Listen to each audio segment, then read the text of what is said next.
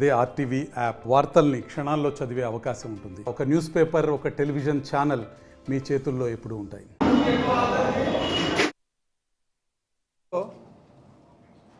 కాటసాని రాంభూపాల్ రెడ్డి గారు press meet పెట్టడం జరిగింది.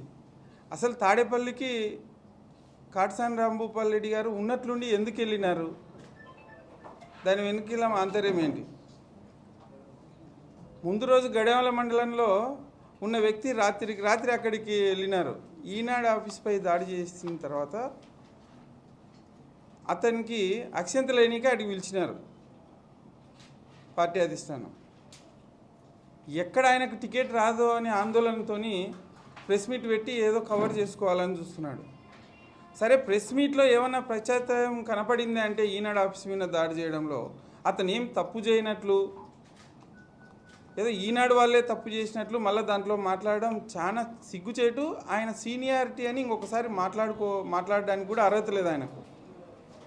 ఎందుకంటే కర్నూలు టౌన్ నడిబొడ్డులో ఉన్న పార్టీ ఆఫీస్కు ఆయనకు సంబంధించిన రౌడీలను పంపించి దాడి చేసిన వీడియోలు అన్నీ ఉన్నాయి.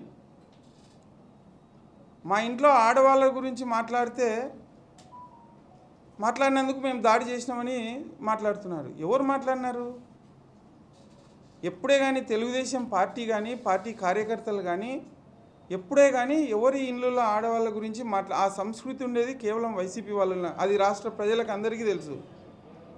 ఈరోజు ఎవరు మీ ఇంట్లో వాళ్ళ లేడీస్ని కానీ మా మేడంని కానీ కోడలు కానీ ఎవరు ఏమనలేదు.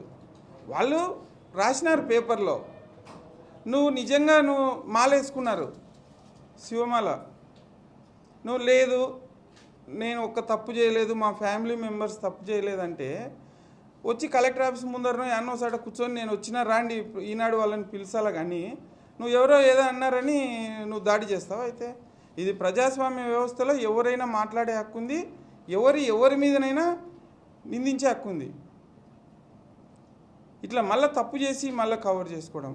అవును, గతంలో నువ్వే అసెంబ్లీ ఉంది, అసెంబ్లీ చరితమ్మ గారు చర్చకు పిలిచినారు, రాండి మా దగ్గర విత్ ఎవిడెన్స్ ఉన్నారు, నీ బాధితులు ఉన్నారని గౌరవ్ వెంకటరెడ్డి గారు అయితేనేమి చరితమ్మ గారు అయితేనేమి నేను కూడా అదే ప్రెస్ మీట్లోనే చర్చకు పిలిచడం జరిగింది. లేదు నీకు వీలు కాదంటే మేమే యాగంటికి వస్తామని చెప్పినాము.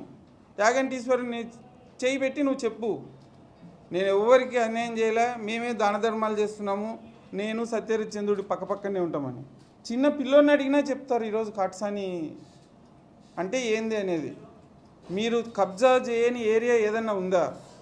శ్మశానాల కాని నుంచి గవర్నమెంట్ భూములు, దేవాలయాల భూములు కంప్లీట్ అన్నీ కబ్జాలకు గురైనాయి.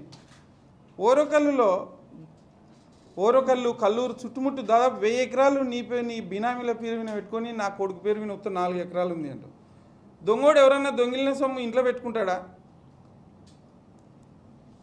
యాన్నో ఎక్కడనో వానికి తగువైన చోట ఆదా పెట్టుకుంటాడు, లేకుంటే నమ్మకమైన వాళ్ళ పేర్ల మీద పెట్టుకుంటాడు. నువ్వు అన్నీ మీ ఫాలోయర్స్ మీద, వాళ్ళ మీద, మీ బంధువుల మీద పెట్టుకొని ఈరోజు నా దగ్గర ఏం లేదు ఉంటే అందరికి ఇస్తా అని మాట్లాడము చాలా సిగ్గుచేటు.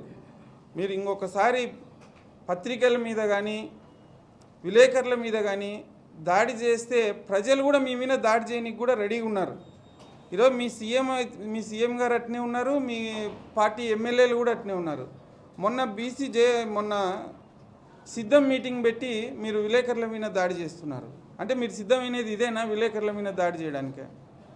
శ్రీదేవి గారు ఎమ్మెల్యే గారు, పత్తికొండ ఎమ్మెల్యే, ఆమె వాళ్ళ మేడం గారి ముందరనే ఆంధ్రజ్యోతి విలేకరిని కొట్టినారు ఏకంగా నిన్న ఈనాడు ఆఫీస్ మీదకి. ఏం చెప్పాలనుకున్నారు మీరు ప్రజలకు?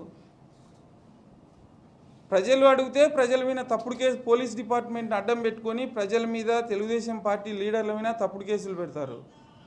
విలేకరులు, మీడియా ప్రశ్నిస్తే వాళ్ళ మీద దాడులు చేస్తున్నారు.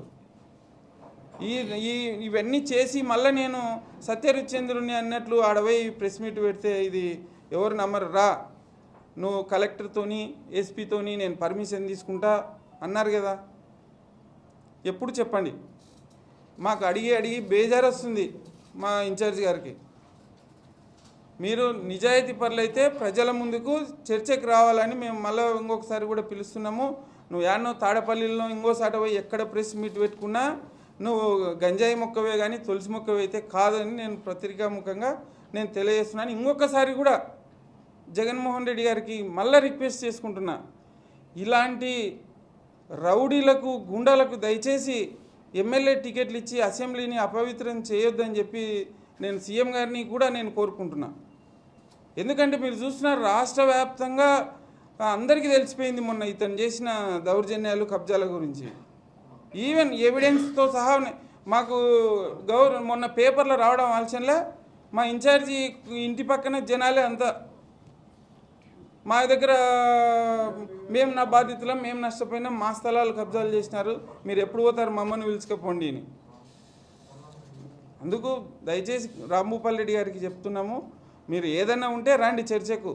మీ బాధితులు 100 మందిలో ఉన్నారు, వాళ్ళని తీసుకొని ఏ సెంటర్కి రమ్మన్నా రానీకి రెడీగా ఉన్నాము. మీరు ఎప్పుడన్నా కానీ అర్ధరాత్రి కానీ చెప్పంపియండి, వచ్చేస్తాం. దానికి పోలీసులు కలెక్టర్లు ఏం అవసరం లేదా మీ ఇంటికాటికి రావాలని చెప్పండి, మేమే వస్తాం అందరిని బాధితులను తోలుకొని, మీకు టైం లేకపోతే. మరిన్ని వీడియోస్ కోసం ఛానల్ ని సబ్స్క్రైబ్ చేయండి, లేటెస్ట్ అప్డేట్స్ కోసం వాట్సాప్ ఛానల్ ని ఫాలో చేయండి అండ్ లింక్ డిస్క్రిప్షన్ లో ఉంది.